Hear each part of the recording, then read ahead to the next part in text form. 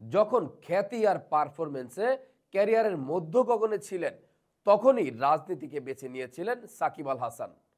সেই সিদ্ধান্তই যেন কাল হয়ে উঠেছে সাকিবের জন্য। রাজনৈতিক পালাবদলের পর দেশে নেই তিনি, তারপরেও তাকে ঘিরে উত্তেজনা আর আলোচনা যেন থেমে নেই। এবার ঘরোয়া ক্রিকেটের বড় আসর বিপিএলও তার নাম, তবে ভুয়া ভুয়া ধ্বনিসহ।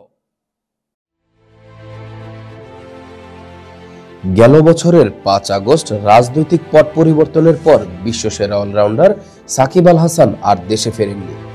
মিরপুরে টেস্ট ক্যারিয়ারের ইতি টানার ইচ্ছা প্রকাশ করেও নিরাপত্তাহীনতায় দেশে আসতে পারেননি তিনি। চলমান বিপিএলে দল পেয়েও একই কারণে খেলতে আসতে পারেননি সাকিব। সব মিলিয়ে গেল 5 মাসে দেশের মাটিতে পা পড়েনি দেশের এই পোস্টার বয়ে। তবুও বারবার বিভিন্ন ইস্যুতে নাম আসছে তার। নানাভাবে সমর্থক ও সমালোচকদের কণ্ঠে উচ্চারিত হচ্ছে তার নাম। সাকিব চলমান বিপিএলে না খেলায় অনেক সমর্থকই হতাশ, আবার অনেকে খুশি সাকিব খেলছে না তাই। এর মধ্যে 19 জানুয়ারি চট্টগ্রামের সাগরিকার গ্যালারি উত্তাল হয়ে ওঠে সাকিব ভুয়া এই স্লোগানে। চট্টগ্রামে একদিন বিরতির পর গতকাল ফের মাঠে ফিরেছে বিপিএল।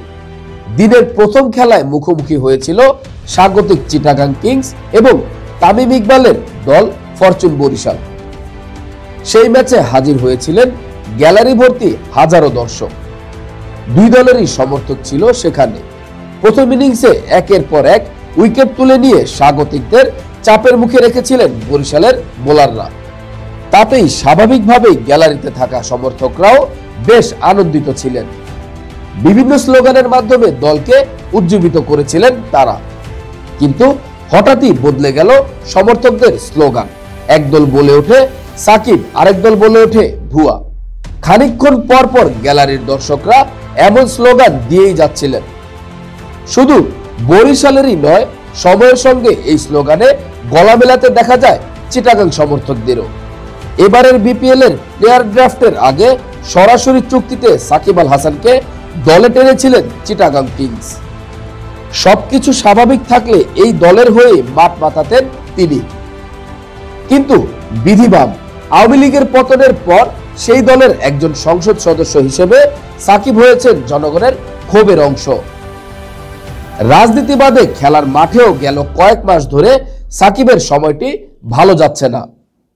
নিজ দেশে না ফিরতে পারার পাশাপাশি আন্তর্জাতিক ক্রিকেটে পেয়েছেন বোলিং নিষেধাজ্ঞা।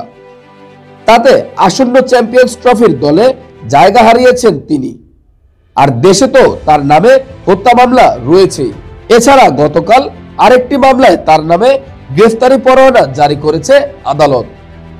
ফলে রাজনীতি এবং ক্রিকেটের মাঠে সাকিব এখন ভুয়া ধ্বনির মতোই প্রকম্পিত হচ্ছে বারবার।